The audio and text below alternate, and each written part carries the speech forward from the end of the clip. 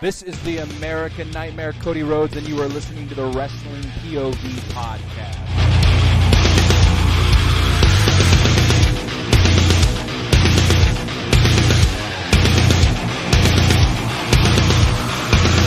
What's happening, fellas? What is going on? Man, we had the takeover from this weekend, this week. You know what I mean?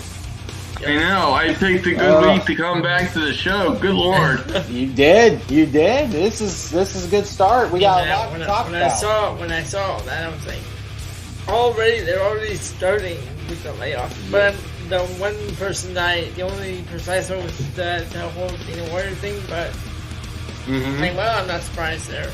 No. But yeah. Let's jump right into it, guys. We have a lot to talk about. I am the host this week, sorry, Tony's not going to be on this week, possibly next. The $50 man, Clay Cummings, along with the gentleman, Elio Canella. What's going on? And joining us this week, the original Ben Pierce. Ben, what's going on, brother? After a 2-week absence, it is fantastic to be back. There we go. But we're going to jump right into it. We have the list from PWI's Top 500. Now, Guys, we're not listing all 500. Okay? Sorry. Not going to happen. Not going to happen. So, Elio's got the top 20. Elio, what are the results for that? So, at number 20, we have Trey Miguel, Impact Wrestling. 19, we have Bobby Lashley. Okay. At 18, Alexander Hammerstone. Who? Alexander Hammerstone, MLW. From MLW, yeah. Oh, okay. Gotcha. At 17, Will Ospreay. Man, that low? He's only at 17. This list is already pissing me off. At 16, we have Bryan Danielson. He's that low, too? What? Wow. Hey, Clay. Help me. Matt already mentioned me earlier. Is it going to be rat-worthy? Man. Number 15, we have Masha Slamovich from Impact Wrestling. Over Danielson and Ospreay. Oh my fucking God. Wow. Oh dear. Oh. At number 14, we have Samoa Joe. Okay. At number 13, Carmelo Hayes. Okay. Number 12, Claudio Castagnoli. Okay. And at number 11, we have Sonata. Now here's the top 10. Okay. Number 10 is Cody Rhodes. Oh, fuck me. I can see that, right? This list sucks. Number 9, Josh Alexander. I don't know about that one either. Number 8, Orange Cassidy. Now see that? Okay, fuck off. God.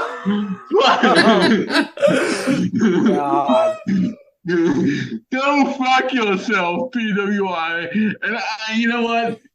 That is painful for me to say because I don't name drop, but I have a very friendly acquaintance of mine who's a photographer over there. And, oh, really? Yeah, and he helped me get a job in the past. I don't know what the fuck they're doing over there. The fuck is happening? Here we go. Number 7, Kazuchika Okada. Okay. Number 6 is MJF. Okay. That low? Jesus. Number 5 is El Hijo del Vikingo. Over MJF. I don't like that one. No. And number 4 is Gunther. Okay. Number 3, Jon Moxley. Number 2, Roman Reigns. And number 1, Seth Rollins. The Shield bringing out the top 3. Yeah. I don't know about that. Now I don't either. Now when what's going on? Now let me just say, and this is not me ranting, folks, but because Elio understands how I respond to his list over on our podcast, right?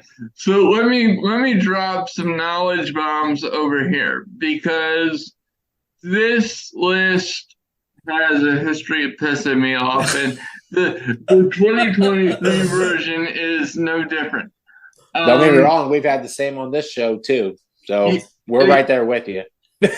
Well, and that makes me feel better because you guys are very intelligent when it comes to your wrestling, and I'm not just saying that. I listened to this show before I was ever on it because I know Elio was on it and he had a lot more podcasting experience than I did. So I started listening to this well before I was ever on this show. So I get all that. But this list is almost mortifying to the point of being embarrassing. Mm-hmm. You're gonna put the Kingo that much higher over Bryan Danielson? Really? Yep. Will Ospreay. I mean, you're gonna. We don't even have Kenny Omega in the top 20. Exactly, and to be honest with you, I've never been the biggest Kenny Omega fan. He's always kind of weirded me out. Kenny Omega's at number 25.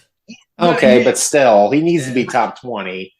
I'm sorry, but you're good. Okay, so but without even getting into personal things, you're gonna put Masha Slamovich above Kenny Omega. Are you? What are these people smoking? What are they on? Okay, right? I'm done because if I rant any further, I'm gonna take up the next half hour. Elio, what do you think of this list?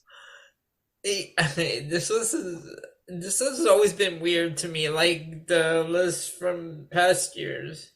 It's always been odd, like the way and just like the criteria they have for the way they rank these wrestlers. Like they write the criteria at the beginning of the list. Oh, I know what you mean. Yeah, like I mean, they base it on in-ring achievement, influence, technical ability, competition, and activity. Okay, wait, okay, all right. So based off of that, and once again, I promise you, I'm not trying to be a smart ass or be loud for the sake of being loud, but let's go based off of their logic, Clay. Let's play their game for a second, and I'm gonna play this with Clay because Elio knows exactly where I'm going with this. Okay. So based off of that criteria, you're going to tell me that Masha Slamovich ranks higher than Kenny Omega and Bryan Danielson and a host of other names. What? And in your opinion, Clay, this is where you come in. Doesn't that discredit the PWI 500 to a certain degree? It does. It does because honestly, I would feel like most wrestling fans would not know who Slamovich is. And I'm not trying to disrespect the dude, but you don't see him on WWE or AEW or any of the mainstream. Well, actually, it's a knockout. Already that's a problem because she's a chick. Yeah. Oh, it's a woman. Yeah, see, that's what I'm saying. Yeah. Oh, okay. Well, see, I'm sorry. No, it's disrespect. I wouldn't even known either if I hadn't heard the name or seen her. That's exactly what I'm saying. Nobody knows who this woman is. Sorry. I mean, that's the point. She was even in one of your lists that you did that Sports Illustrated put together. I remember you read that list. Oh, that she was on there. Because Tony and I both were asking who this person was. Yeah. It's like, okay, why is this in the top 20 then? Because that should just say it right there. Like, I'm not embarrassed because I didn't know who the chick was. No, I don't blame you at all. I'm laughing because it so perfectly reflects our point. Exactly. See, that's where I was going with it. I just know what to do. I'm just joking. But no, this list, I'll tell you, I do agree to an extent with some of it, not most of it, just like any other PWI or ESPN trying to throw out their stuff and make their lists. Everybody's got their own lists, so whatever, so be it. But we're going to have a post this coming week about this, asking you guys about your thoughts on the top 20 PWI, and we will answer that next week, and hopefully with Tony.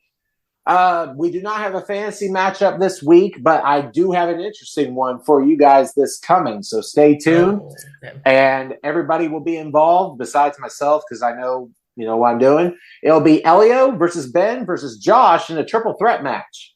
So we'll go from there when it gets to that point. Are we doing that after break? After break, yes, sir. All right, cool. Yep. Next, we'll go jump right into our Facebook post, guys. And we started this week. And we talked about it a little bit last week, but didn't really go into detail about the whole thing. Jack Perry and Eric Bischoff's ordeal. Eric Bischoff said some comments about Perry having no appeal. And so we went ahead and posted about it. So, guys. And you know what? Actually, I have the audio right here in front of me.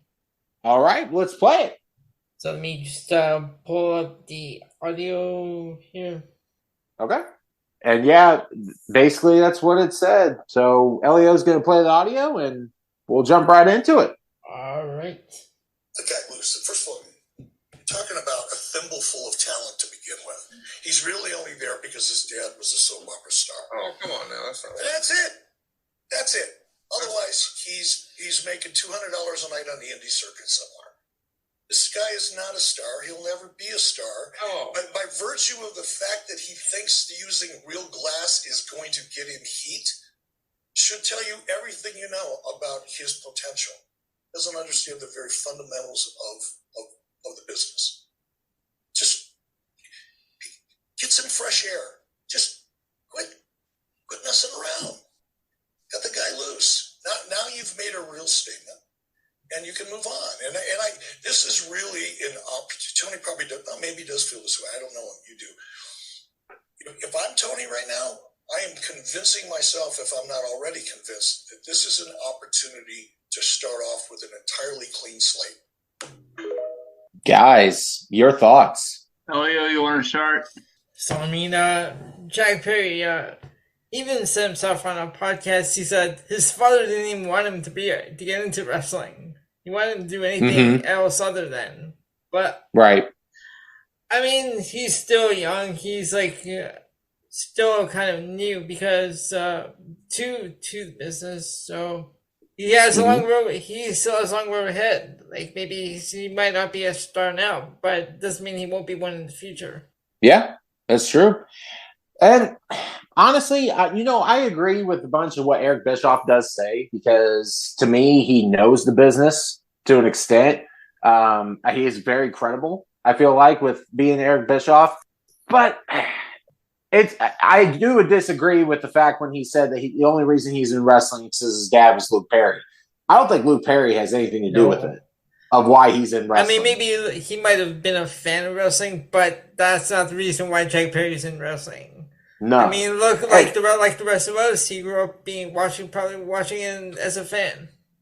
I agree. Yeah, I do feel like he's still got talent though. His mic skills need a lot of work, like we've said. He's got talent in the ring. I get the whole, the bad guy that he's doing now is not the greatest thing in the world. Just change the music, please. Yeah, that's true too. He still does need a lot of work. That's my thought. But like Elio said, maybe with more experience, with more, stories, getting him to be to the next level, getting him to be there, I think he can do it if he, gets a chance with the whole Punk situation with him and blah, blah, blah, that situation. I think he fucked up. But this is the only one time that I've ever heard Jack Perry doing something stupid as that. So whenever he gets the opportunity again, which I feel like second chances are a thing, I'm ready to see him come back and, maybe we'll do that. So, Ben, what are your thoughts on it? I'm somebody who believes very strongly in second chances. So I'm always willing to give somebody a second chance, and especially if I've spoken out in support of CM Punk before, so certainly I'm going to extend Jack Perry the same courtesy, especially when he hasn't fucked up nearly to the same degree, in my opinion. But here's where I have a bit of I agree with Eric Bischoff, and I'm also very pissed off at Jack Perry. Mm-hmm. Because Jack Perry is not nearly in a position to be saying anything live on a pay-per-view that's going to embarrass the company in any regard whatsoever. Right. And in this case, I feel like he knew exactly what the situation with CM Punk was. He knew exactly what it would cause. Right. He went and did it anyway because he was mad that Punk said maybe you shouldn't do that with the glass. And regardless of what your opinion is with Punk, I agree with him there. Using real glass in a situation like that is dumb. Mm-hmm. It's asinine. Look what happened with Goldberg's hand and wrist when he put his hand through a limousine window in 1997. Yeah. We've seen this before, but as it relates specifically to Jack Perry, yes, of course, give him a second chance. But I also kind of agree with Eric Bischoff. Jack has to be very careful in the future now, because if he does anything else stupid, cut him loose. Yeah. Because CM Punk had a longer leash, but CM Punk had a lot more value than Jack Perry does. Sure. And as of right now. Well, as a period. Right. in my opinion, as of period. Right. Because when we're talking about, if we're going to talk about futures and what ifs, then we could be talking about all day long. But based on what we know about CM Punk and Jack Perry, we know that CM Punk had a lot more value than Jack Perry did. CM Punk has accomplished a lot more than Jack Perry has. Right. Not to say that that's Jack Perry's fault, where Jack Perry couldn't do something similar in the future with a lot of help. Mm-hmm. But facts are just facts. That's true. But do I think he's going to be near the star that CM Punk was, or that anybody at the top level of the business is now, based on how he cuts promos? No. Mm-mm. Nope. I agree there. All right, we'll jump into what the fans think. Josh Sanders says, I don't see the hype in heel Jack Perry, but I think Jungle Boy had potential. If he really went full with the character, have him coming off swinging off some vines and give him like an animal to come out with. I mean, that would have fit, but okay, you had me going there for the first part, Josh, and then you kind of lost me with the full-fledged Tarzan shit. I mean, I could kind of see it. It's Jungle Boy / Tarzan / I could see it. I mean, it'd be kind of goofy, but hey, whatever. Goofier than his heel gimmick now. I would prefer Tarzan before I would this heel turn. I'll tell you that right now. I would. I would too. So, and I was the one that said, "Well, we should just give it a chance, see how it works out." Yes, I screwed up. Chris Hawley. I'm sorry if I butchered her name, man, but that's how I'm reading it. Coming from the same guy who said Steve Austin was a mid-carder who thought the Kiss Demon was good. Yeah, no. Okay. Let's see here. I don't see how that addresses the question, but okay. I don't either. James Kukin said he's useless. Okay, that's your POV. Brian Andrew O'Connor said no and yes. He has no appeal as a heel. as a babyface, he was one of, it not the most over guys in AEW. I mean, I agree. I agree with that. Randy to a large degree, he's exactly right.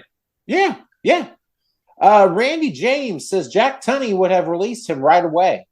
We weren't talking about Jack Tunney, dude. Yeah, where did you get Jack Tunney from? I don't know. Wrong era, bro. Right. Long shot. Holy fuck. Yeah. Jay Olson said not anymore. He had appeal when he was a kid's gimmick. Okay. Bob Eddy said, I once thought highly of Bischoff, but not as highly as he sees himself and what he says. I also think he wants keen on Foley and Undertaker while they were in WCW as well. See, we weren't talking about any of that.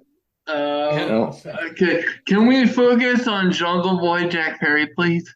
Yeah, that's what I'm thinking. I'm thinking too. Chris Hale said, if AEW was smart, they would bring Jack Perry back and make him a legitimate heel. Have Jack come out to Punk's Cult of Personality song, drinking a Pepsi.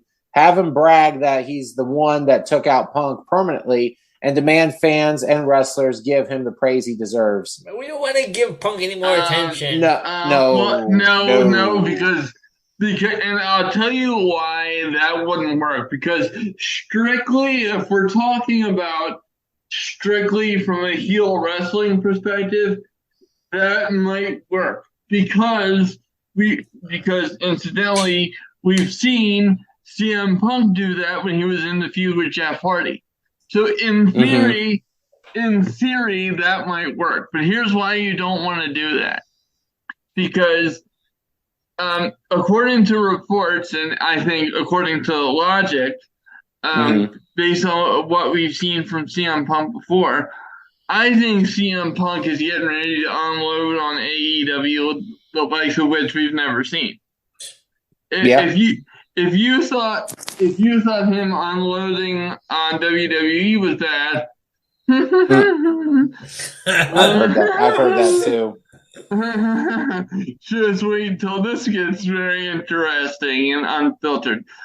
So if Tony Khan were to allow Jack Perry to do that and run that gimmick and come out with Cult of Personality and do all this, then all of the goodwill that he has built up with his wrestlers and back, and all the respect that he gained from a lot of people, including me, when he addressed CM Punk's firing on the air, when he took that heat from the crowd in Chicago. You know, I didn't personally, folks. I didn't think Tony Khan had that in him. So I gained a lot of respect for Tony Khan when he did that, and I'm sure I'm not the only person who feels that way.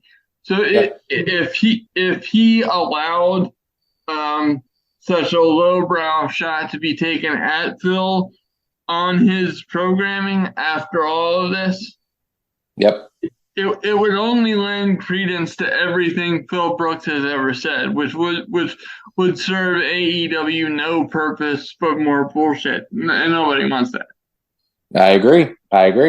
Donnie Smith says, as many stars as Bischoff passed on, I wouldn't trust his evaluation. That's for sure. Okay, sure. Brian Hash said absolutely, and Dan Anderson basically just said yes. So that's it. Next Facebook post, we had thoughts on Becky Lynch winning the NXT Women's Championship. Ben, you came up with this one, didn't you? Thank you. Yes, I did. All right. Let's hear your thoughts, brother. Not really, but I'm so glad to get this off my chest, because ever since that ref hit 3 on Tuesday night, I've been dying to get this out. Right. And that is, I understand what NXT is trying to do. I get it entirely because they're trying to use the main roster stars to draw attention to the NXT roster that, quite frankly, they weren't getting without the main roster, because the NXT presentation sans the main roster was absolutely stuck. I mean, it stuck. It did. But here's the drawback to all this, and ultimately why I don't like that call. Because by putting the NXT championship on a main roster star, what you're telling the fans by default is that NXT can't survive by itself. It needs main roster relevance to stay afloat. And what you're telling all of the people backstage who wrestle on NXT is, we don't have enough faith in you to carry our titles, so we're gonna go and use the main roster to do so. And now, not only do you have Becky Lynch carrying a title, you have Dom Mysterio carrying a title, and you're bringing him back again on Tuesday. Now, I can already see the other side of this argument, and I understand it completely. So the other side of this argument would be this, and gentlemen, feel free to jump in on either side of this, because I want to get your take too. So the other side would be, well, isn't Tiffany Stratton benefiting from being in the ring with Becky Lynch, and isn't she by default getting the rub from Becky Lynch from being in the ring with her, win or lose? The answer is yes. She is getting that rub, but I don't think NXT is getting the rub, because one, how often is Becky going to be on NXT TV? And two, honestly, what if you need main roster stars to draw attention to NXT? That's drawing, in my mind, that's drawing more attention to the problems NXT has, and not putting enough faith in the people that you have there. In my book, they have plenty of talent down there that if they booked it right, they could fix it. Yep. Elio, what are your thoughts? So I was thinking about this since Tuesday. So on one side, it's kind of cool, like they gave Becky Lynch the title because then now we have a main roster star holding an NXT championship. And we're always talking about like how Raw or SmackDown or whatever give us the same matches every week, so this creates fresh matches. Yeah. But then I started thinking about who could possibly take the title off of Becky Lynch after her run. And that's the problem. I already came up with the perfect name. What's that? Lyra Valkyria. Okay.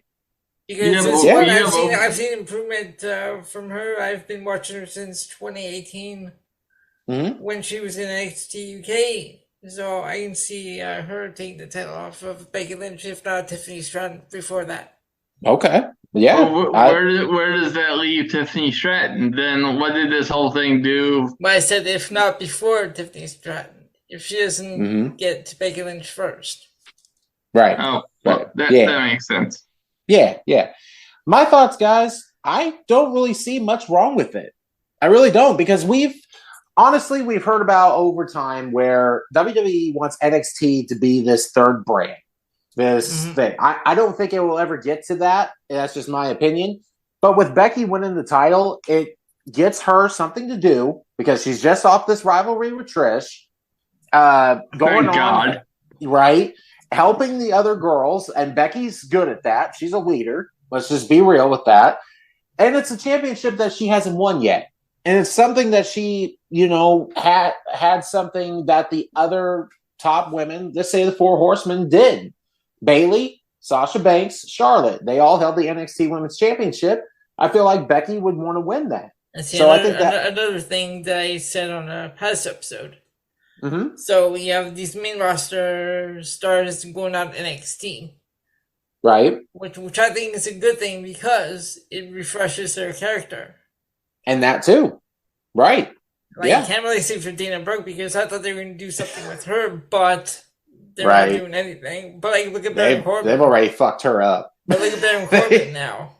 Yeah.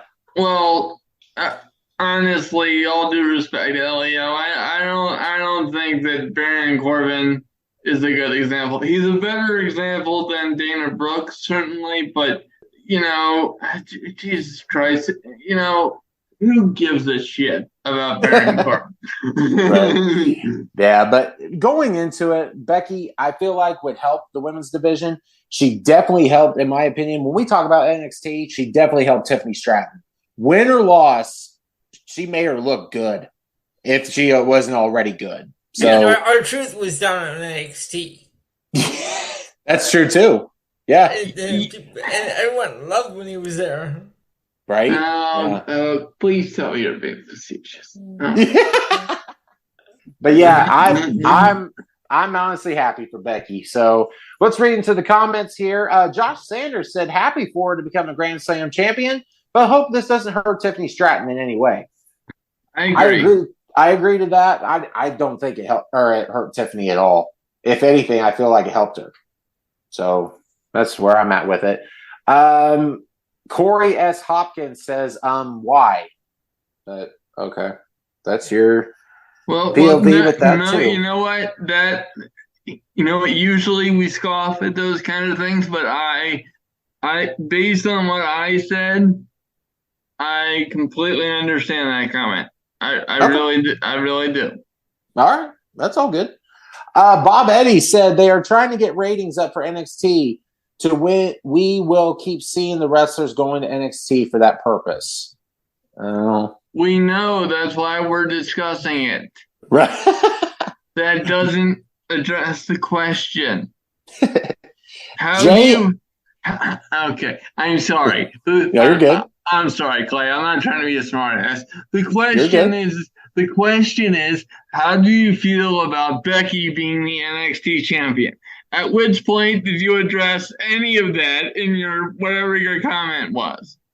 Right. I'm sorry, I already forgot because it's that irrelevant. Stop. Read the question, please. All right. Does that make me an asshole? No, it's all good. JR said, I called it because they have been handing out Grand Slams lately. Figured she was next. LOL. No. Not all the time. All right, hold on. What? Seriously, part of me just loves this because, Elio, you like to troll people online. I like to do it on this show. So let me just do it this way. Remind me what that person's name was. JR. Okay. Hi, JR. Nice to meet you. I'm Ben. Let me ask you a question. When was the last time they made a big deal out of a specific Grand Slam champion becoming a Grand Slam champion? I can't remember one. Neither can I. My exact point. Thank you. Jesus Christ. Right. Keith Solomon said, happy for her. The one belt she's never held, but downside, it will take her away from Raw. For the time did this with Charlotte back when okay. Guess NXT needs ratings up again, but why Becky and Charlotte? Okay. Yeah, we're not doing that. Charlotte, and then talked about Ripley and Roman. So, yeah. It's basically saying that the ratings need up. So that's where, sure. Okay, you could have just said that. I know. I'm sorry.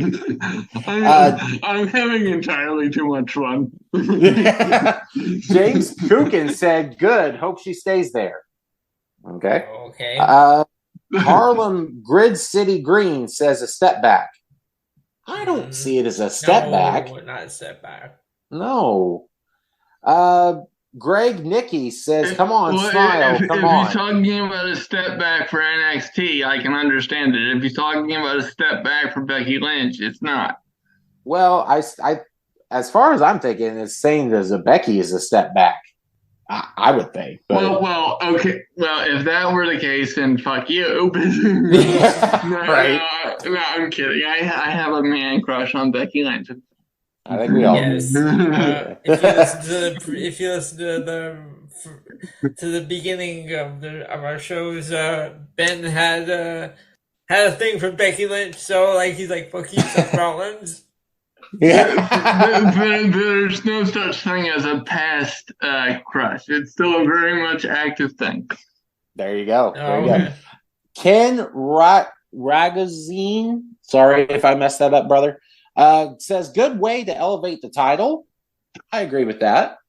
And last comment, Gardner Huff says, I love the fact that Becky Lynch won the NXT Women's title. So there you go. He loves it. Well, at least those last two addressed the question directly. I can appreciate that. There we go. All right, we're going to jump right into the wrestling news from around the world.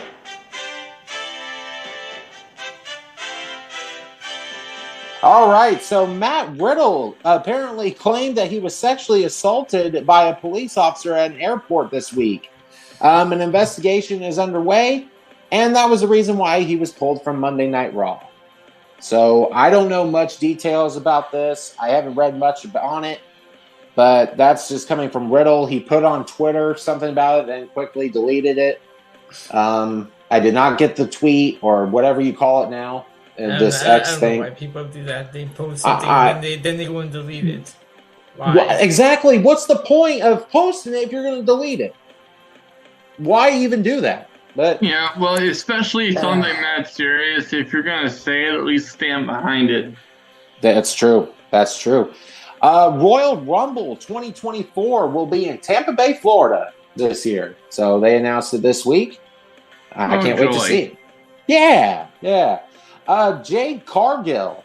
Now, since Tony's not here, this is kind of a rumor in a way. It's not really 100% accurate, but it's a big rumor. Is heavily rumored to be on her way to WWE after her contract's up in AEW. Well, there's a video online that they taped after Rampage where her and Chris Allender were hugging. Right.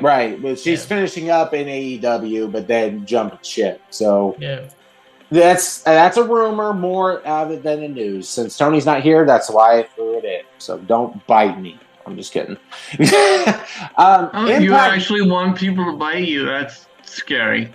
No, I don't want that. Never. Impact Wrestling had their 1,000th episode this week. So congratulations to them. Yay. We sound so excited about that. Also, going into... Now, I didn't know that this was a thing. The Impact Hall of Fame. I didn't know they had a Hall of Fame. Yeah. Yeah, they've had one for several years. Is Wow. Sting in there? Yeah. Sting's in dear. there. Oh boy, imagine that. Sting, Kurt Angle, Ken Shamrock. The Rock actually appeared on the air via a social media recording to induct Ken Shamrock into the Impact Hall of Fame. Yeah.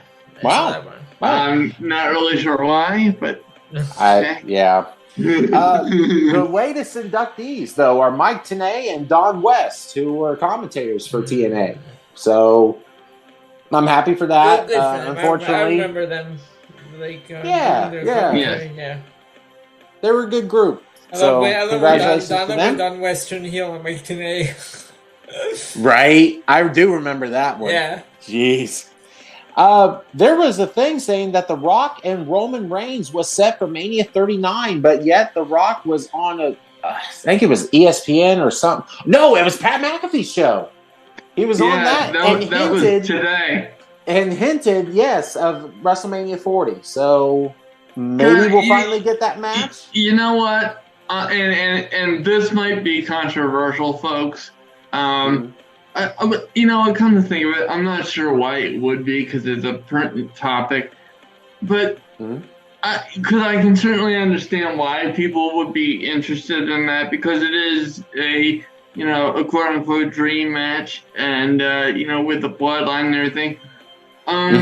But if it was gonna happen, I would have been very interested in it happening last year because I think this past WrestleMania was the hottest that the bloodline was ever going to be. I'm not interested in the bloodline storyline stretching out for an entire 8 more months. Number one. Number two, if you really think about it, it screws Cody Rhodes. Yeah. Because if they're gonna go Roman versus Rock, then where do they go with Cody's story? I mean, because do they do it night 1 and night 2? I guess. Yeah. I mean, they would have to. I would think so. Yeah. But see. But doesn't it cheapen that? Because if we had, which it would make perfect sense. Don't get me wrong. From a business perspective, I get it. You know that would be perfect. But I feel like if we had a night 1, night 2 situation with that, then the night 1 situation would be entirely, a foregone conclusion. Which at that point would be like, why would we bring The Rock in if he was only a lead up to Cody getting his moment? That's true. That's true. It's like if you're gonna bring The Rock in, he needs to be a main event moment with the title, and if he's not in that situation, then why bring him in? Because with Cody and everything, The Rock would be an afterthought. And The Rock, under no circumstances, given what he is to the professional wrestling business, The Rock is not an afterthought. Absolutely. AEW is likely to move to Max and expanding pay-per-views in 2024. So they're still going to be on TBS, TNT for the regular show, but it seems like they're trying to work a deal with HBO Max. So that's not confirmed yet. That's yet another rumor. Well, for like pay-per-views. Yeah, it's kind of like what Peacock is for WWE. It's like what they're talking about. They'll be on Amazon. Yeah, that too. Yeah. Yep. So I guess we'll see, guys. I think Tony Diaz has a new belt to buy. Did you guys see the prices on AEW's acclaimed trios tag team titles? Oh no. They are asking $5,000 per title. Is that because of the scissors open and close? I guess, but I'm like, this can't be fucking real. I even looked on their website, and that is the first thing that pops up. They are asking for these titles, each title, $49.99.00. I couldn't believe what I was fucking reading. Clay, can I tell you? Can I tell you something? What?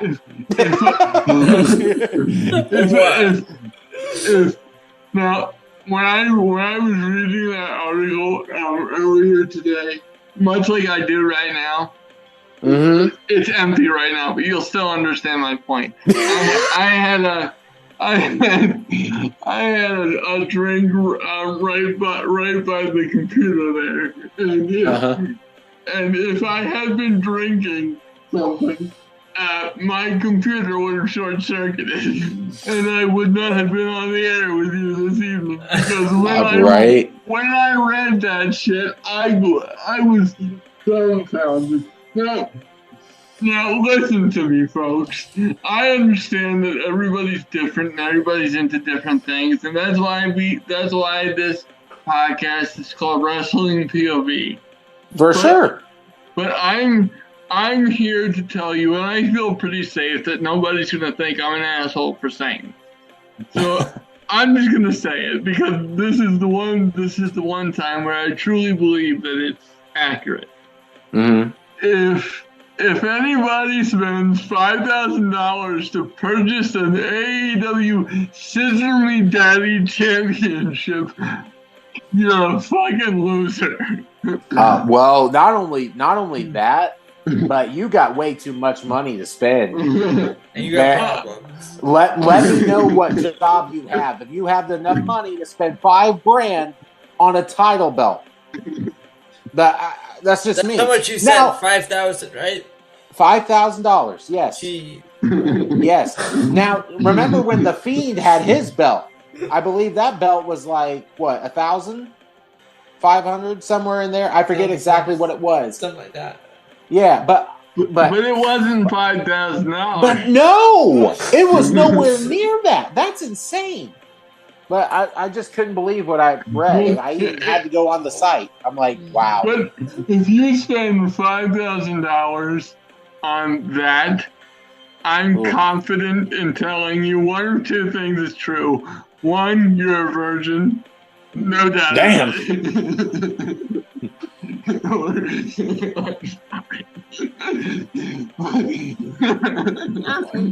That's ridiculous. Yeah. Or number two, you have no life whatsoever. And you bring a bad name to wrestling fans if you spend that kind of money. Yeah.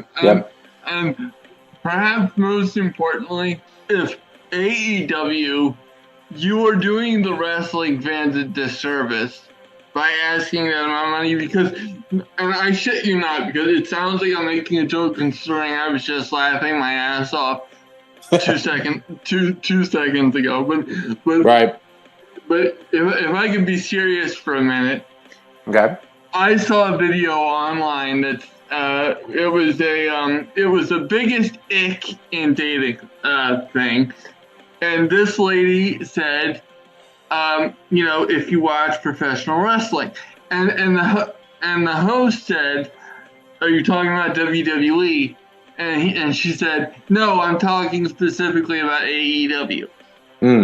So the biggest ick is if you watch / enjoy AEW.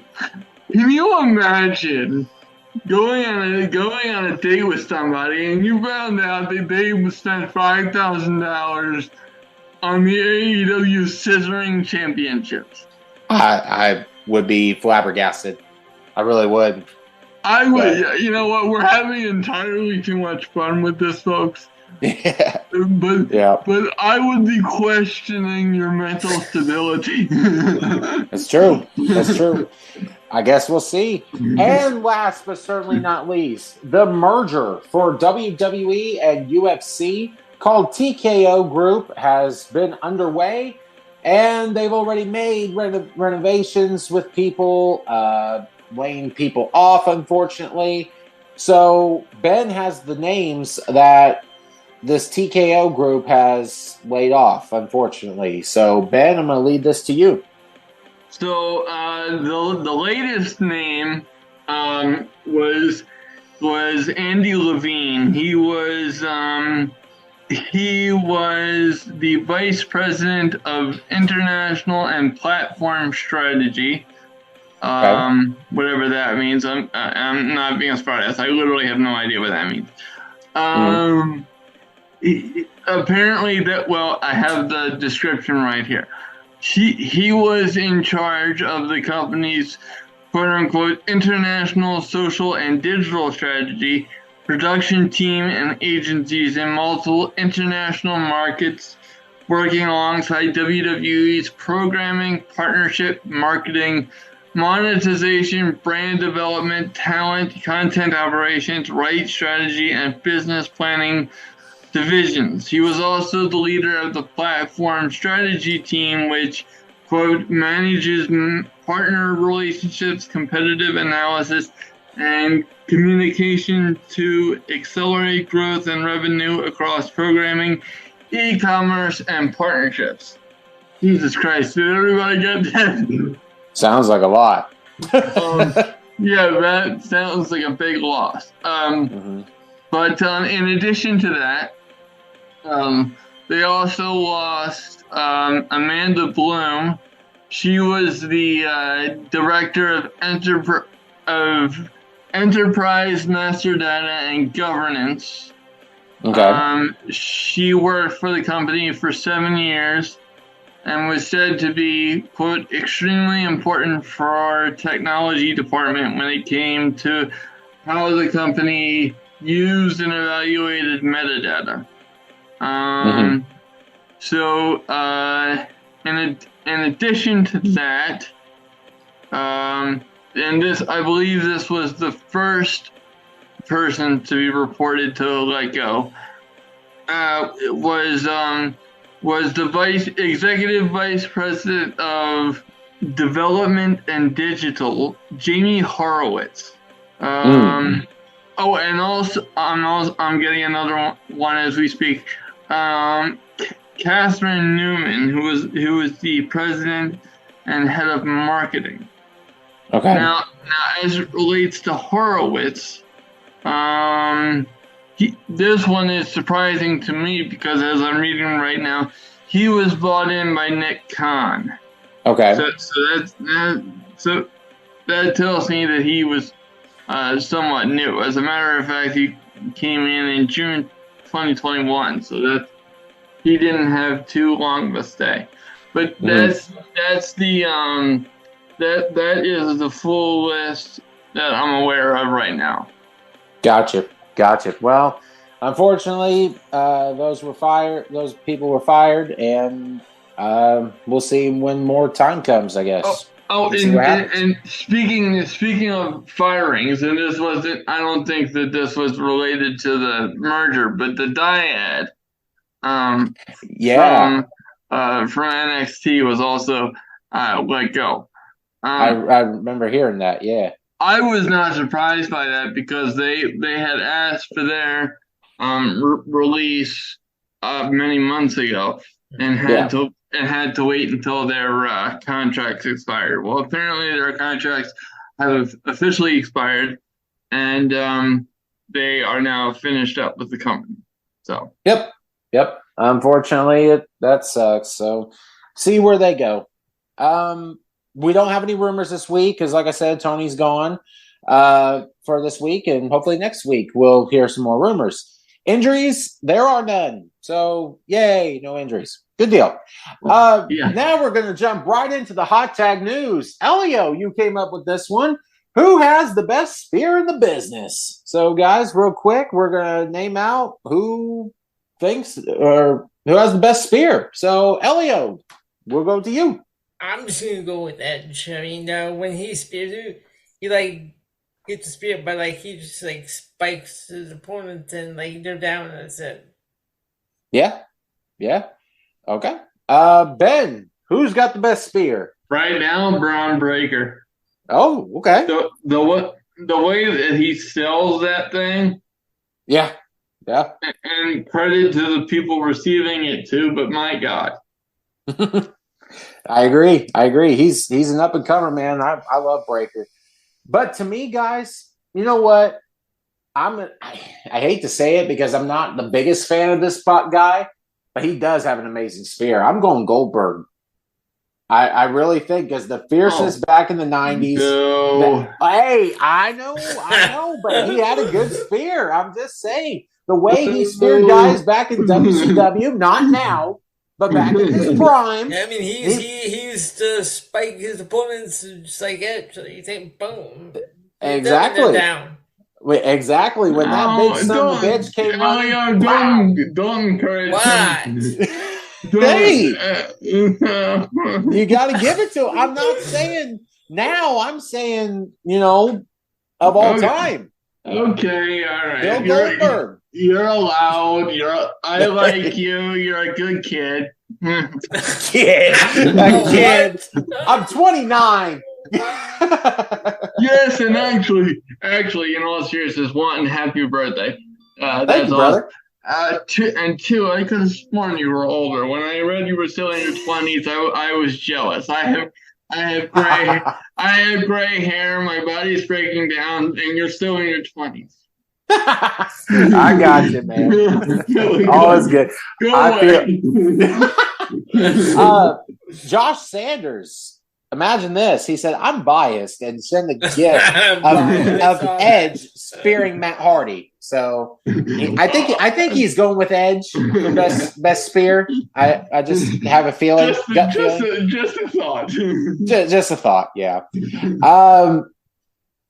Oh, shoot. Okay, Corey Hopkins says Edge. Soon Saying says Goldberg. Don Sullivan's said Goldberg. Dakota Connect said none. Rhino did, in my opinion. Now, see, that's not a bad pick either, Rhino. Mm-hmm. Now, actually, that's a fantastic pick because if you remember the spear that he hit with Chris Jericho. Yes, through the stage. Well, not really stage, the back. On SmackDown. Yeah. That was badass. It was. Brad Sanders says, Edge for sure. Got your back, bro. And he tagged Josh Sanders. And he also put a gif of Edge spearing Mick Foley at WrestleMania 22. So, Christ. We got a couple of Edge heads in the house from Kentucky. So, and I'm not saying that they're wrong because Edge had an amazing spear. So I'm not, that's totally good. Let's see what we got here. We got a lot of comments from this. Well, that's actually good. One person says Charlotte Flair. So no. I knew Ben would have loved that one. Fuck off. Hayden Nozak says Edge. Come on, dude. Seriously, Gas King says all of them. Whatever. Oh, Jesus. That's not the question. I got the same comment on my TikTok. Right? I don't know. Shoot. I forgot to ask you about your TikTok, Elio. I'm sorry. I hate TikTok. Can we skip TikTok? No, let's go all three. So what did you have all three or just the spear one? I had the Becky Lynch, Jack Perry, and Okay, let's go ahead. Read the results for all three. So for the Becky Lynch one, do you think it was a good idea to have Becky Lynch as the NXT Women's Champion? 64% said yes, and 36% said it was a bad idea. Okay. For the spear question about who has the best spear, only the one comment. They're all good. To which Elio responded, well, that's fine, but who had the best spear? That's the question we're asking. Thank you. It's fucking true. And for the Jack Perry one, does Jack Perry have any appeal? 13% said yes, and 88% said no. Damn. That's showing a lot right there. So, back to who has the best spear. Josh Sanders commented again and said it's definitely not Roman, so y'all stop. It's Edge for me. And then he posted a gif of Edge spearing Jeff Hardy. So Josh was all over this one. I think he really liked this question, guys. I really do. So, well, we made Josh happy. We did. I'm not gonna get mad at a former co-host of ours.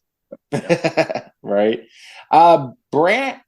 Branday Robinson says Roman Reigns. Brandon stick Josh on his ass. I think he's already on it. Some of these guys, I'm sorry if I'm butchering everybody's names, but some of these names I just can't really read them. Austin Noble says Goldberg for sure. Bunch of Goldbergs, Edge, Roman. Yeah, that's basically it. So that's where I'm going to stop because it's basically repeating of Roman, Goldberg, and Edge. So I like people who did say Rhino though. That was different. I mean, yeah, I appreciated that. And even though he wasn't one of those choices, this is why I love you. Thank you. It was pertinent to the question. Imagine that concept. Well, right? It's fine if they eat too, and also it's fine to pick like what we want, because I can't put everyone that uses spear on one poster. That's right. They will look all messed up. Yeah, that's true. And yeah, all right, guys, let's take a break. When we come back, we will have this week's fantasy matchup, and I'm telling you guys, you're going to want to hear this. This is going to be interesting.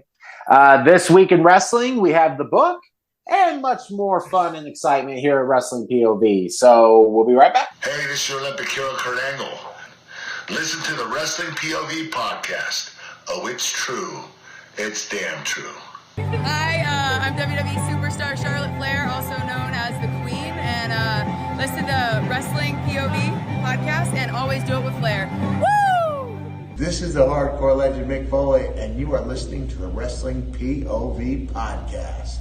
All right, and we are back, and you can find Wrestling POV every Saturday on iTunes, Spotify, Podbean, iHeartRadio, TuneIn Radio, Pandora, and Amazon Music. And now we're going to go into our fantasy match with Clay. All right, the guys, this week's fantasy matchup.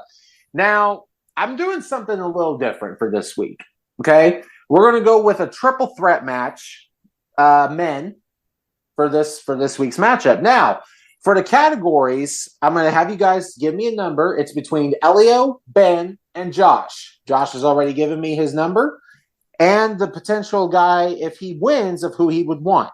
Now, we're going to go 90s, a 90 star, a 2000 star, and a 2010 star.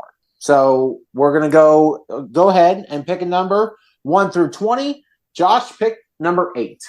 Elio, go ahead. 1 through 20, 15. Okay. Ben, what's your number? 7.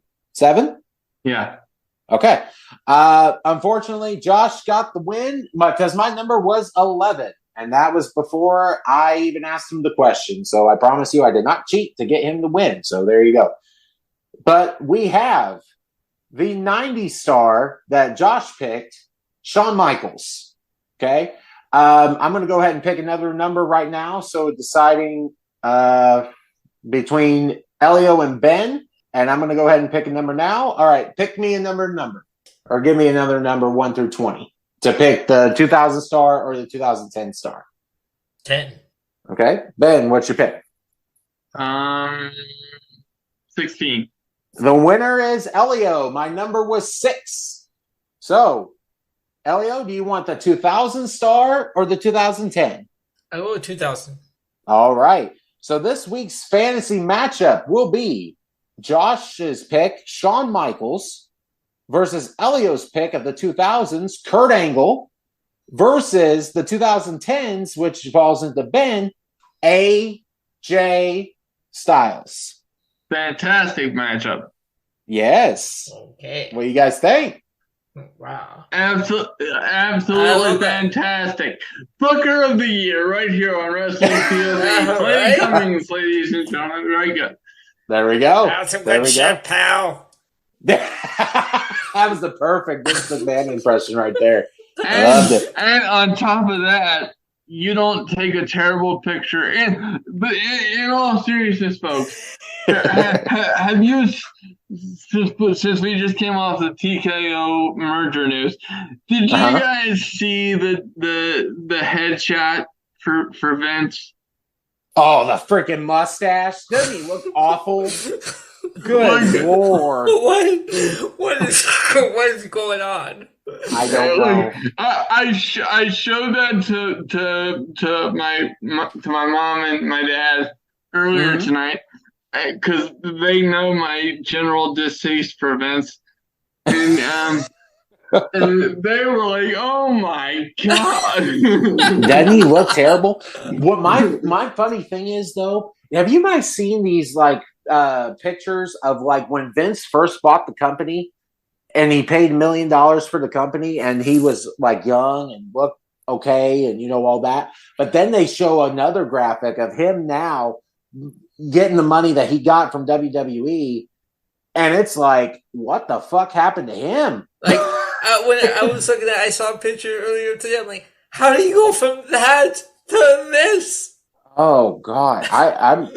It's just, I don't know. That's you know what that is, folks. And I'm not making fun of people that get work done, because I can understand, aging, and maybe some people not feeling very, very good about that, and maybe in some cases time not being so kind to people based on factors they can't control.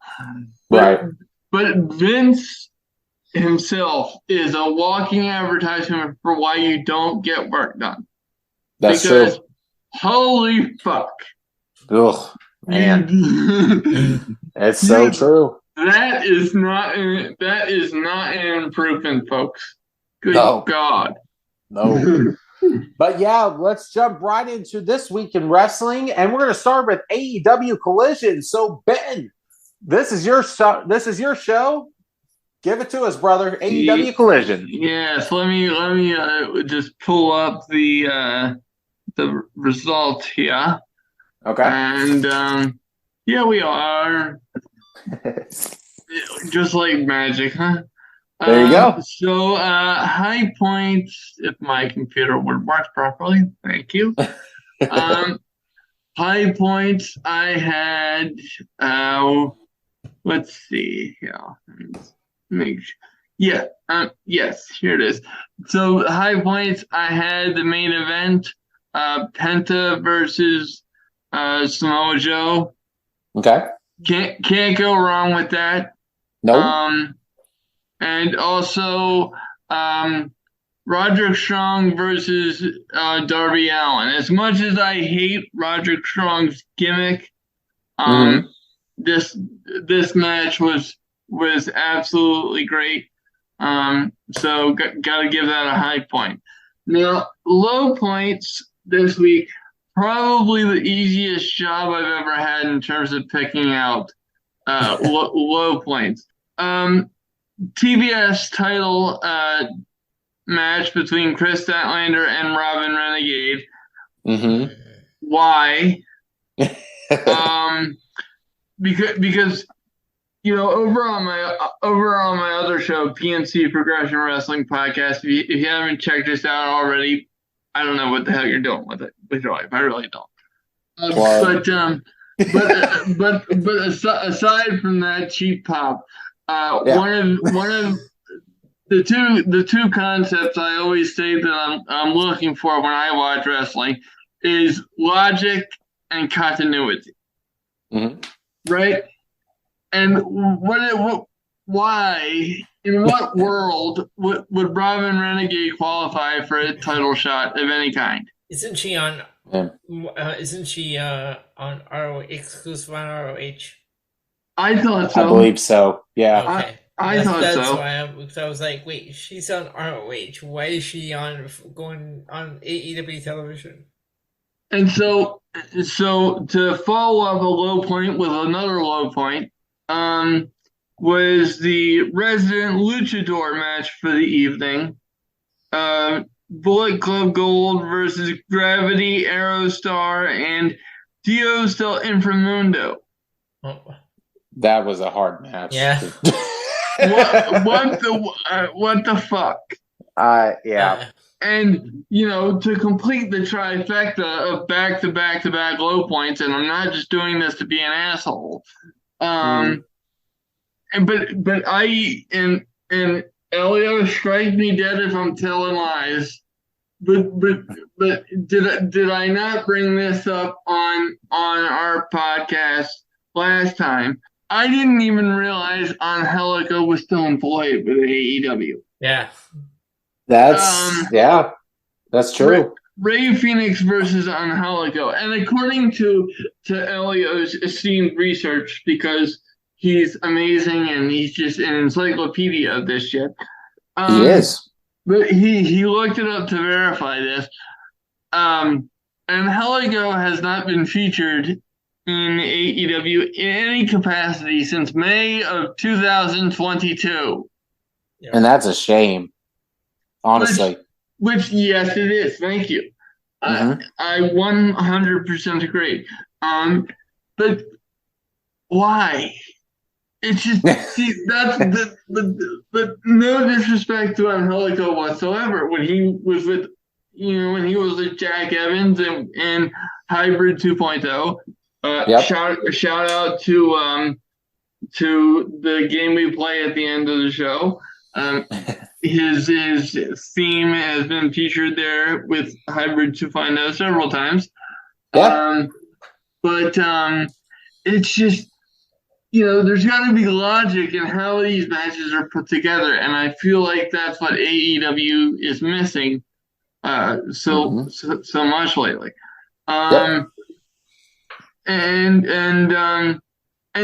also, and I hate doing this again, but why?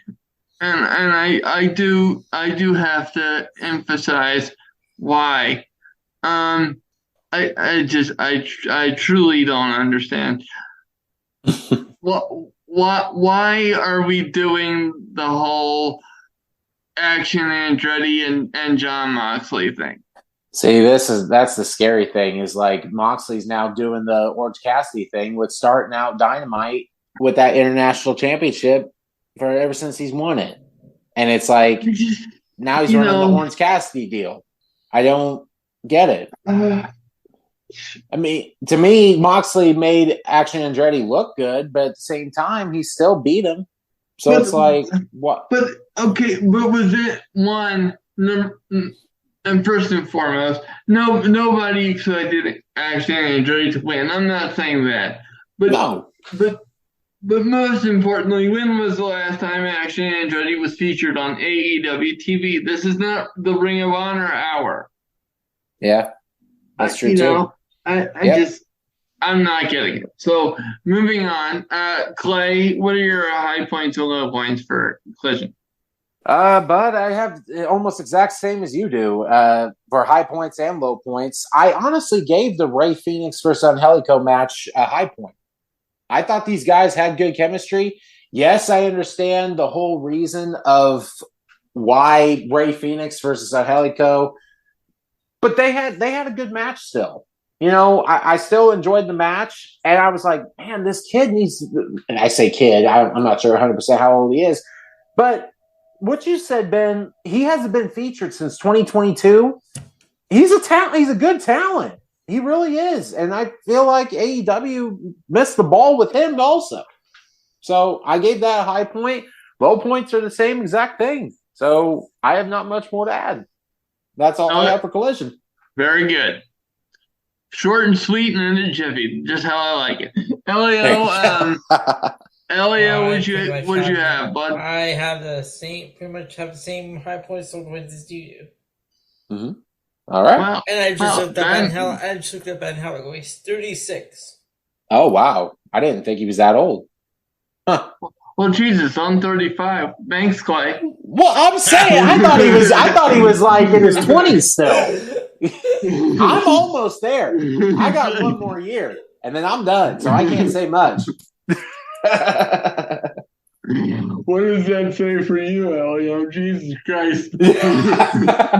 I'll say Elio. Elio's 1.5 million years old. Turning next week.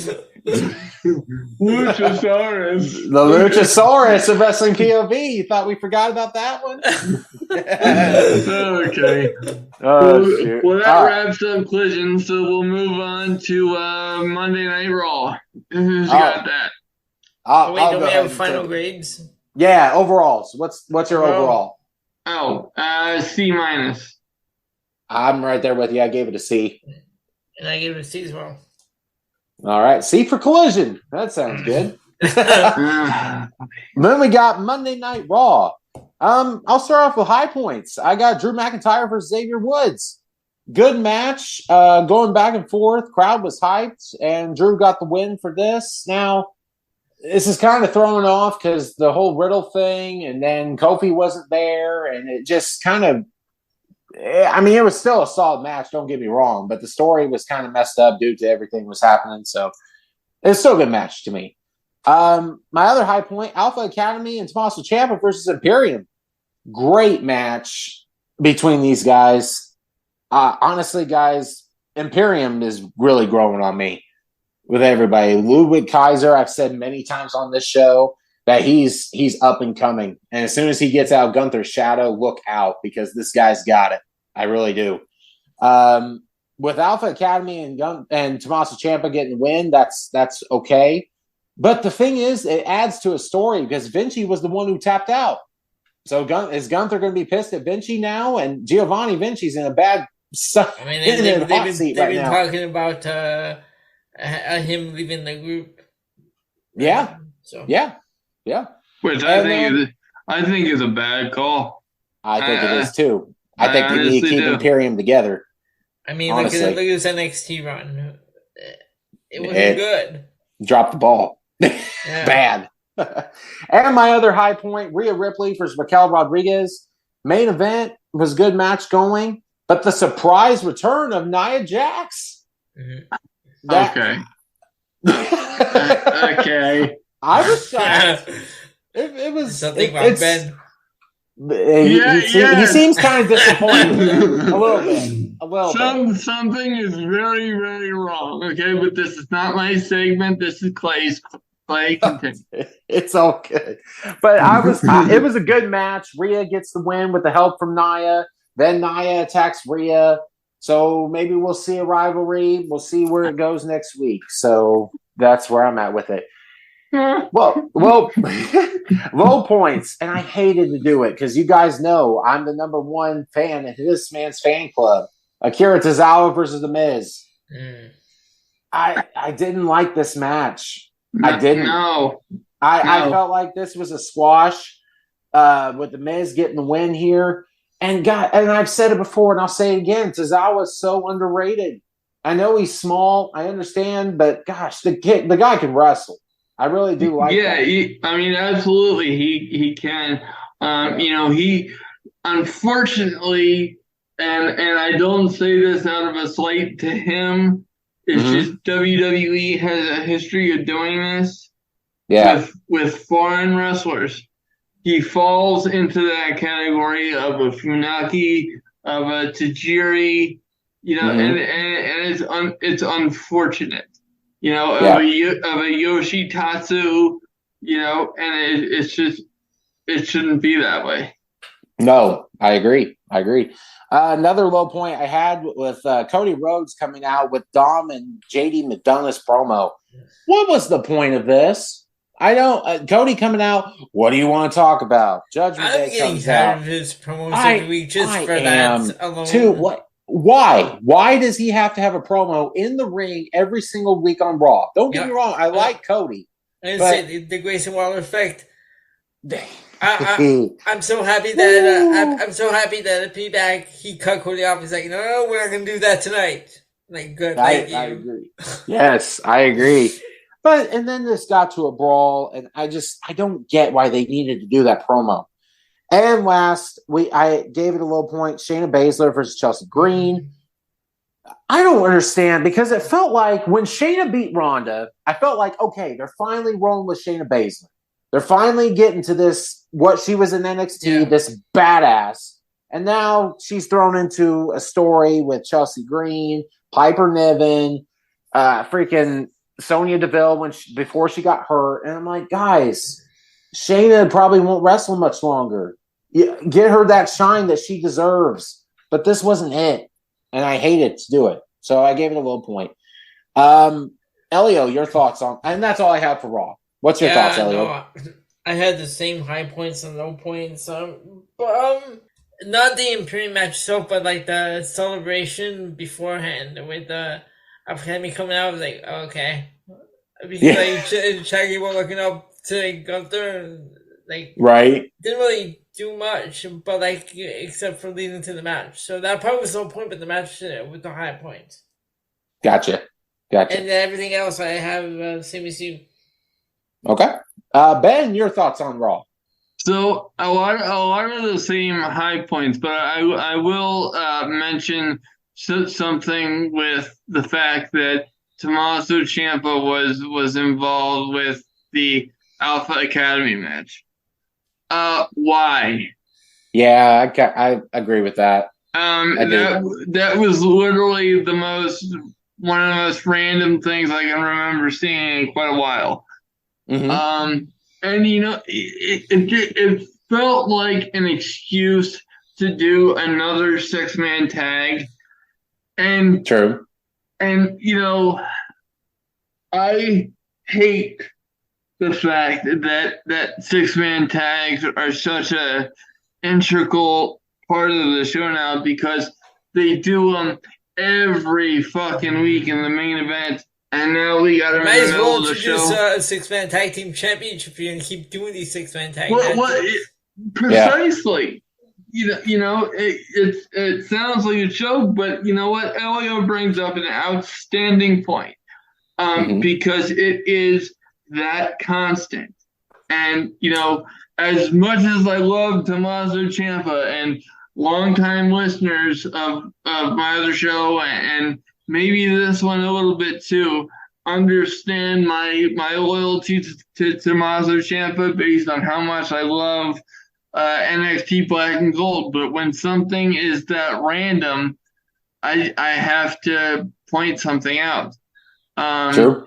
And the other thing too, and it kind of goes along with what you were saying about Shayna Baszler. I am so tired of how she's presented. It is sickening. It is absolutely sickening. So I don't really have anything else to say, because I had the same high points and low points. So I suppose we'll move on to NXT. All right. But overalls for Raw, I gave it a B- this week. Ben, what'd you give it? Well, that's kind. Jesus Christ. And I say that because I just feel like these shows drag on and on and on. So for that, I'm gonna have to give it a C+. Okay. Elio, what'd you give it? Yeah, I gave it a C+ as well. All right. We're going to NXT. I'll go ahead and take over this also, and then the other two I'll lead to you guys. So, high points. I started out with Ilya Dragunov versus Wes Lee. I thought this was a good match between these guys, going all out to start the show. Fast moves, going really good. And then Ilya Dragunov gets the win, as he should. So now with this pay-per-view coming up, we're going to see Ilya Dragunov versus Carmelo Hayes. I'm definitely looking forward to that.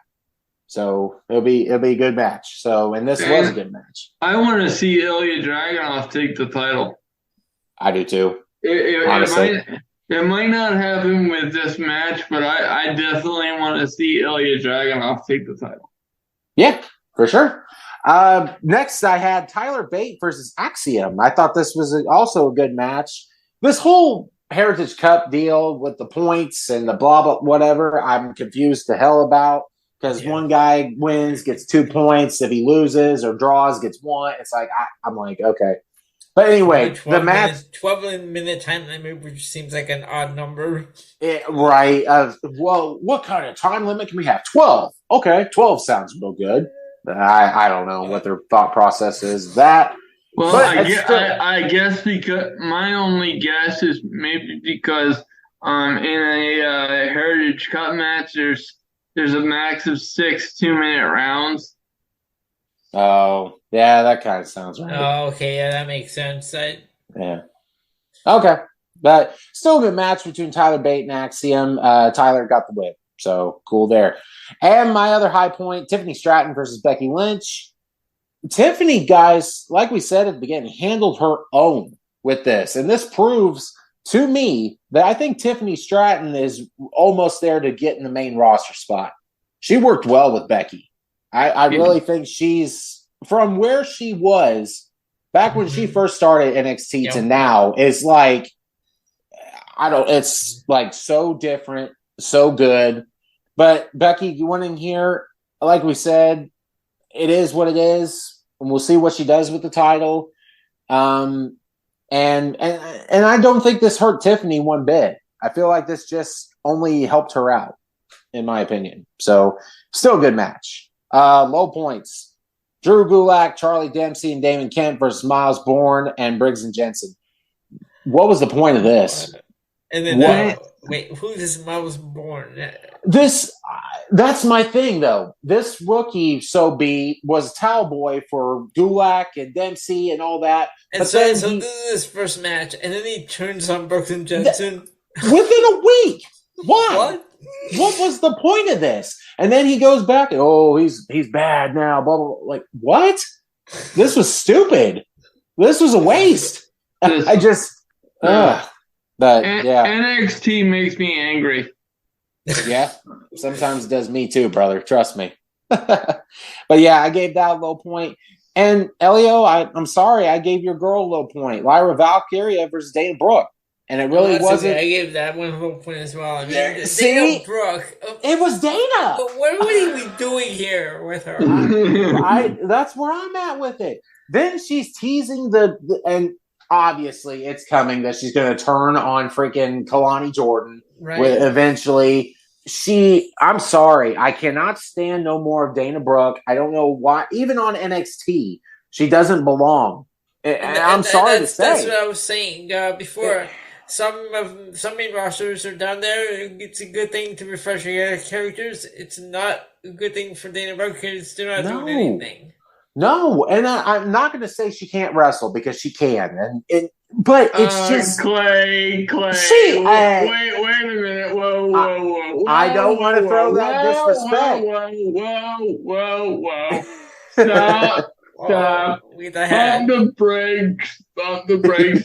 Explain, because, ladies and gentlemen, and I'm literally speaking behind my hand in the co-conspiratorial fashion to the audience. What is Clay talking about? Explain the logic, okay? I will. She wouldn't be in NXT or WWE in general if she couldn't. Really? That's just what. We say that about really, bro. We say that about any wrestler. They wouldn't be in the company if they couldn't wrestle. Exactly. It doesn't mean that we're not saying that they're good. Bullshit. Right. Okay. We're not saying they're good. Stop right there. I never said she could. I'm just saying. Once again, my fellow, I don't know what they did this evening with my fellow co-host. What's going on here, Quay? They must be a little tipsy, a little fucked up this evening. Because no, Dana Brooke can't wrestle for jack shit. No. I wouldn't say she's that great, but I'm not. Here's my thing. Clay, my darling friend. My darling friend, what? Damn. Let me explain something to you, okay? And I'm not trying to make this weird, but I'm in a wheelchair, and I could wrestle better than she can. Okay? Damn. I can move better than she can. I could wrestle better on my knees than she can. With fully functioning limbs. Look, here's my thing. I've never been in the ring one time. I will never say I can't, but it's more of a respect thing for me. Now, then you are one hell of a blessed, godly individual. Right. But the match was still a low point, and because of Dana Brooke, that's. At the end of the day, that was it. So, and then I put in side notes also, has Dyad left up NXT with that whole promo with Joe Gacy and Ava Raine? It just that's basically what happened, is that they left. So kudos to them. Everybody now saying, "Oh, well, they'll go to AEW." We'll see. I don't know. If they do, they do. Like, whatever. Folks, look, and no bullshit. I had a lot of fun with Clay just now, but Serious Ben is back, okay? but just because somebody leaves the company, talking about WWE or AEW for that matter, that doesn't mean that they're a fit for the company on the other side. Exactly. It just it doesn't. And you know what? For me, if I'm the dyad, because remember they used to be the grizzled young vets. The grizzled young veterans. Exactly. See, and I can't do it better than that. See, you're good. Grizzled young veterans. There you go. Once again, I have to give one to you too. Fist bump. Very good. But see, to me, like they would fit better in New Japan Pro Wrestling than they would in like AEW. I agree with you there. I do. You know, because I see them as serious pro wrestlers, not ones in need of a fucking gimmick, the likes of the fucking Schism or whatever the fuck. And you know, God knows I don't want to see them scissoring alongside the Acclaimed. I don't even want the Acclaimed to be scissoring alongside Daddy Ass. Hey, you lost respect for my wife. She loves the Acclaimed. But I'm telling you one thing, she ain't buying no goddamn belt. I'll tell you that right now. Well, Kaylee, you and I have never had a conversation. And your husband's one of my boys, so we're all good there. There you go. But my God, it's just the Acclaimed. I just, you know, I will always say this, and they're kind of, for me, they're kind of along the same lines as an Orange Cassidy. They're great wrestlers. I take nothing away from them, but their gimmick sucks. Yep, I agree. And that's all I have for NXT. Elio, what'd you have? For NXT, I had same high points, low points. The only other one I was Nathan Fisher, Kira Tozawa, because why is Tozawa in this Heritage Cup tournament? Now, that's the other thing. We know he's not gonna win, but like, right? Just say hypothetically he wins. Well, we're gonna carry the cup up to the main roster, carry it around everywhere. I guess. I mean, honestly, he would make it work. He'd make it funny. I'm saying fans on NXT alone have no idea what this Heritage Cup thing is. Can you imagine if they ever bring it to the main roster? God. I don't think it would work. First, we have Tiny Tim, and now you're speaking into existence Akira Tozawa with the Heritage Cup. Please stop. Don't do that. Hypothetically. Yeah. Well, no, I know. Hence why I'm not muting myself, so I don't have to hear this shit. But it's just, don't even speak that kind of shit into existence. Good God. All right. Until the toxic attraction is back, that's what the metaphor would become. That's basically right, yeah. They have them right in the same spot the toxic attraction used to be in. Jeez. It's crazy. Except I wanted to see toxic attraction. Right? I don't want to see the metaphor. No. But is that all you had, Elio? That's all I have, yeah. All right. Ben, your thoughts on NXT? So, between the two of you, you guys nailed my high points and low points.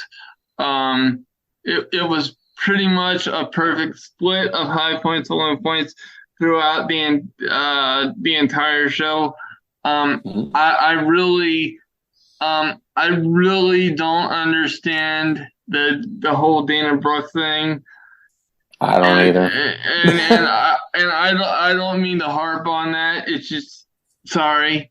But the other thing that I really wanted to discuss, and I'm not going to call this a low point necessarily, but Creed Brothers and Idris Enofe and Malik Blade. Now I love the Creed Brothers. They're one of my favorite tag teams right now. Period. Mm-hmm. But what does this match do for either one of these tag teams? Like I like I said, I'm not prepared to call it a high point or a low point, but it's just like these kind of matches confuse me when the teams are on such opposite sides of the spectrum. Right. And it just strikes me as random. That's true. That's just a note that I wanted to throw in there. All good, brother. All good. Is that all you had? Yes. All right. Overall, I gave NXT a C+ this week. Ben, what'd you give it? A C-, honestly. Okay. Elio, what'd you give it? I give it a C. All right. We're going to Dynamite with Elio. So Dynamite high points, and even though I can't stand his gimmick of the main event, Roderick Strong Samoa Joe. You had to, honestly. I mean, it was a good match. It really was. Yeah. And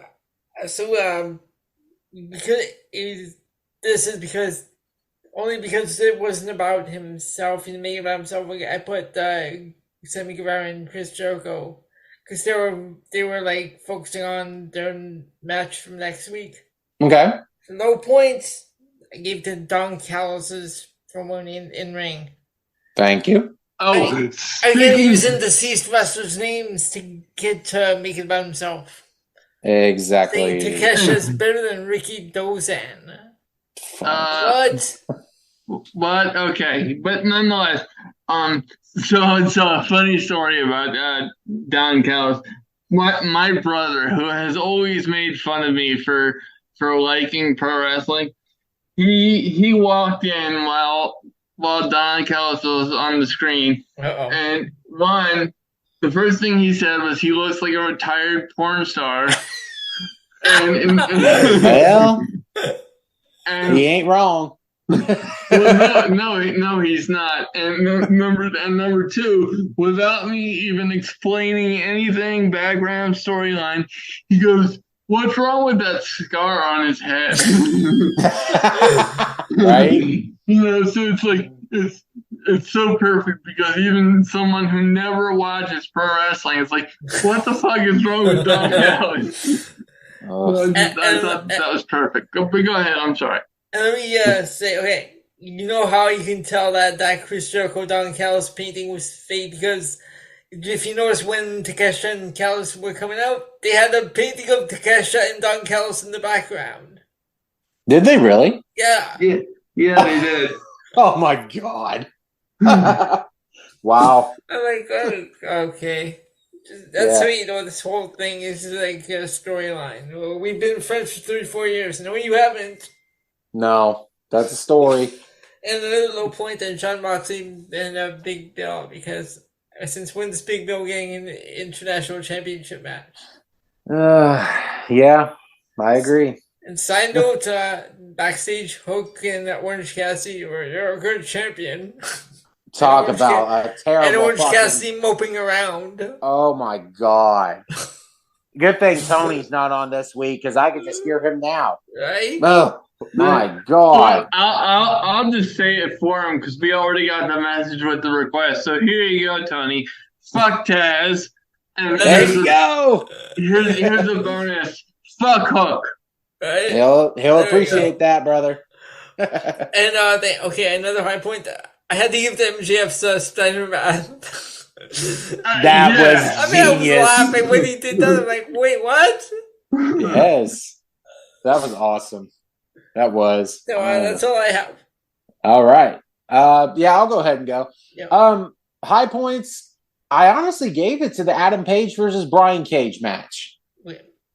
I enjoyed it. I'm not a big fan of either one of the guys, but it still was a solid match, in my opinion. Swerve Strickland coming out with it, having Adam Page win, sure, whatever, but it was still a good match.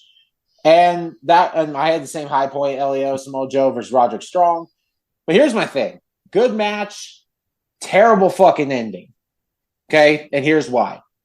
Adam Cole comes out. Roderick Strong again fakes his neck injury.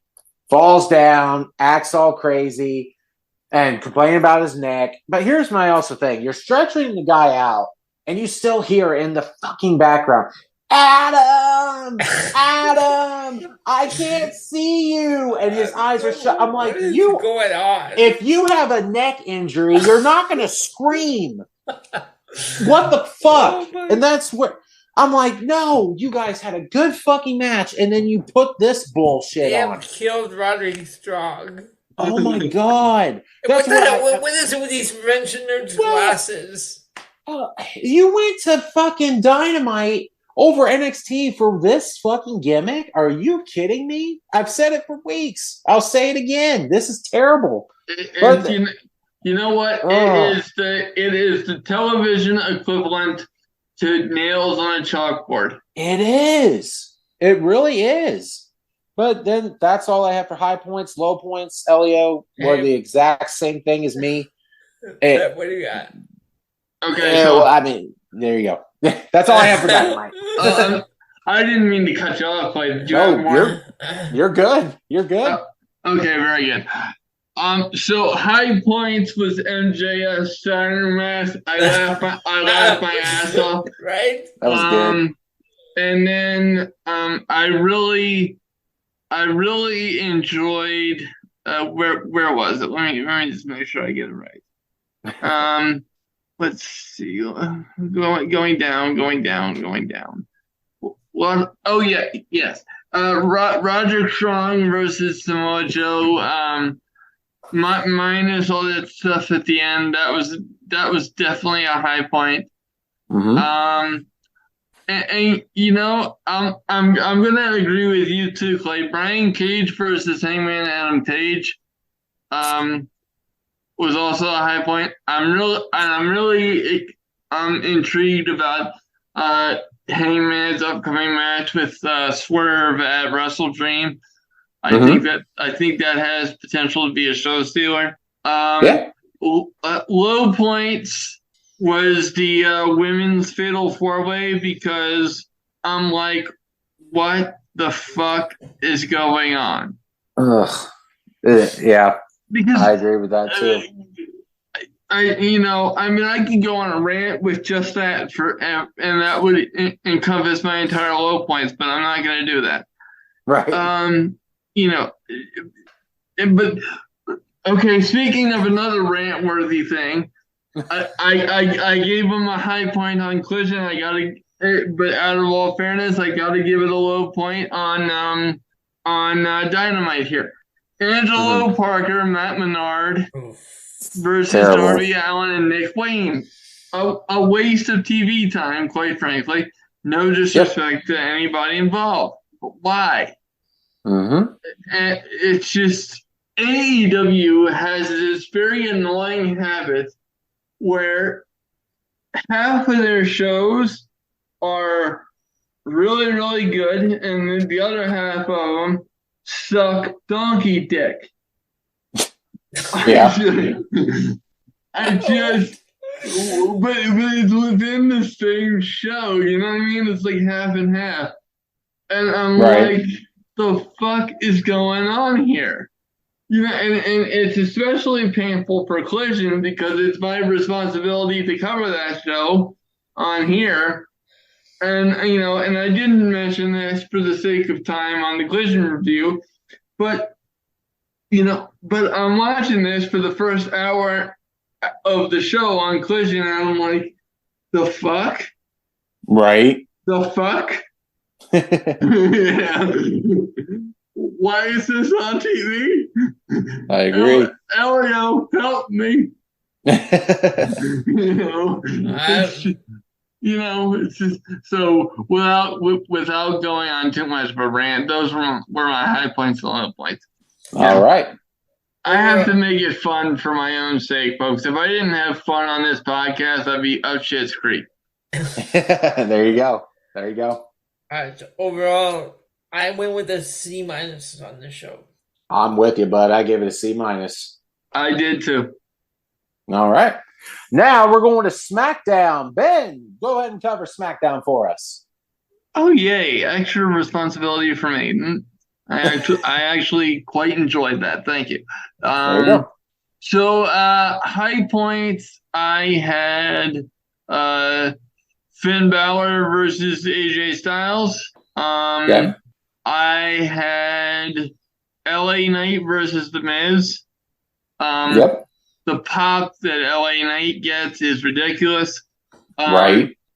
For the reason that I explained at the beginning of the show, I completely missed the fact that Raw was in Denver tonight, despite the fact.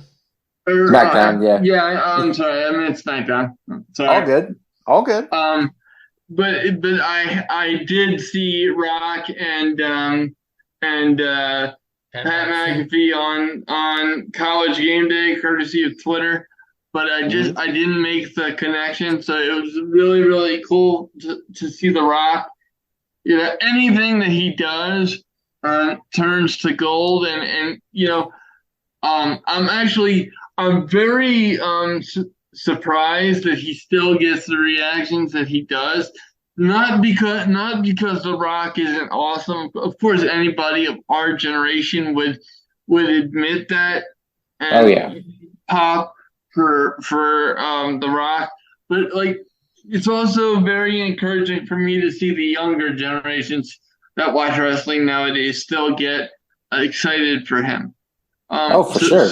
So that is absolutely tremendous. And anytime The Rock wants to come back and grace our television screens, he's more than welcome. Although I do hesitate about him versus Roman Reigns at WrestleMania 40, but it's still a high point for SmackDown. I would also give a high point to Asuka versus Bayley. I really don't like Damage Control anymore. Yeah. I don't really understand their purpose, but if I'm being honest, the match itself was a high point for me. Are they really a team anymore or a faction anymore? I mean, you don't really see them together as much. No, especially since Io won the title. Yeah. You always see Io and then Bayley and Dakota off somewhere else. So it's kind of like they're not there, you know? Yeah. But so the only real low point that I had match wise was the tag team match with LWO versus the Street Profits. That was a I know it was a squash match, but we really got to start moving forward with Bobby Lashley and the Street Profits. No, I see it every week. I'm confused on Bobby Lashley and the Street Profits because they come out. Apparently they're supposed to be heels. Yet the fans cheer for them. I don't understand. I know, right? It's weird. Well, I mean, we've seen that before with big stars. So that doesn't really throw me off as much, but it's gotten to the point where it's like the squash matches are unnecessary. Yeah. Now I want to know why they are together. I want to see storyline advancement. Right. It's very, very exciting that they're together as a combination. I love that. But now I want to see what's next. I'd really love for them to bring Cedric Alexander, Shelton Benjamin back in instead of having them lose on a main event. I agree 100%. That's another thing. 1,000%. Absolutely. Yep. Is that all you have for SmackDown? Yep. All right. Elio, go ahead. No, I had the same high points and low points. Again, like I just mentioned, the tag team with the LWO and Street Profits, I don't really get these squash matches. Everything else is the same for high points and low points. All right. You start out with the show with Pat McAfee and The Rock. Guess what? You are getting a high point from the $50 man, Clay Cummings. The shock factor of Pat McAfee coming out and The Rock. I mean, come on. That was 2 shock factors. Well, it was great. I told you because before we went on the air, you said that you had to step out. And while I was watching this, I'm like, oh. And Austin Theory came out to interrupt Pat McAfee. I'm like, oh, Austin Theory's going to have heat with Clay. That son of a bitch. You don't interrupt Pat McAfee like that. Damn you. It's the truth. But, it was a good start. It was a good show. I had the same high points as low points as everybody here. Low points wise, I hate what they're doing with LWO. Like you said, they need to start. Ever since LWO has came on to the main roster, or at least, Legado del Fantasma came on the main roster. Joaquin Phoenix and Wild, or I think that's their name, right? Joaquin Wild and Cruz del Toro. Cruz del Toro, yeah. I'm sorry. Just call him Raul Mendoza. That's his name. Or that, right? It's just, and those guys have not gotten the rub that I feel like they deserve because they're a good tag team. I just feel like these squash matches are hurting them. I really do. Are they building towards a Santos Escobar heel turn? That's what it seems like because now that Santos, asked for a title match against Ray accepted. This is where I can see Santos turning. So that's where I'm at with it. Like Ben said, LA Knight getting the big pop with The Miz. It was a good match. SmackDown was just all around a really good show tonight, and I was really happy with it. Now, I do have a side note, though. This whole thing with the Grayson Waller effect being the main event of SmackDown, I do have a problem with it. Reason being, you have all this going on with John Cena in the ring. He's there. Doesn't really cut a promo. Then you have Jimmy Uso coming in saying they're not going to be wanting to be here, blah, blah, blah. And then AJ Styles comes out, helps them, solo attacks, whatever. But here's my thing. Why do you have to have the Grayson Waller effect? Why can't you just have a fucking segment in the ring? Why does Grayson Waller's show have to be the main point of this? Right. That's where I'm at with it. Why are they so high on Grayson Waller when really he hasn't done much on the roster? He had that match with Edge. Great. Awesome. He had a good match. But other than that, can you name me another time besides these stupid Grayson Waller effects? And why are they the main event? And when I hear about these talk shows segments, they have it in the ring. When I was watching wrestling, they always used to have like shows like Piper's Pit and stuff like that. Always like in their own stage near the back, away from the ring. It wasn't a bad segment. I don't understand why. Yeah, that's that way. I don't get it. And then he's just sitting there watching all this unfold. Yes, and it's like you have no reason to be in this, none. Right. So I don't know. That's the only part I did have a problem with SmackDown, besides the LWO versus Street Profits match. And that's all I have for SmackDown. Overalls, I give it a B+. I'm right there with you. I did give it a B+. I gave it a B+. Well, this was a good show. All right. We are going to now, those are the This Week in Wrestling. Now we're going to the A Show. Basically what we do, we pick a best A Show for the week, and we have the scores and all that. So let's start off with Ben. Ben, what is your A Show for this week? SmackDown. All right. Elio, what's your pick? I've got SmackDown as well. I'm 100% with you guys, even though it doesn't matter what I think. SmackDown wins it this week, hands down, was the best show. So, Elio, do you have the results for the A Show? I do. So that puts WWE Raw at 11, NXT at 2, SmackDown at 9, and Dynamite and Collision at 0. Damn. And you know what? That says a lot right there. I really do. Let's see if Dynamite or Collision ever gets a fucking win this year. Right. Can I ask you guys a question? Sure. Were you guys doing that list for best show of the week like 2 years ago or 3 years ago? Yeah. Yeah, they've been doing it for a while. Yeah. Okay. So how often was Dynamite winning show of the week 2 or 3 years ago? Probably like 2 or 3 times for the year. Like I remember, one time, I don't know if it was last year or the year before, I believe they had 4 at one time. Mm-hmm.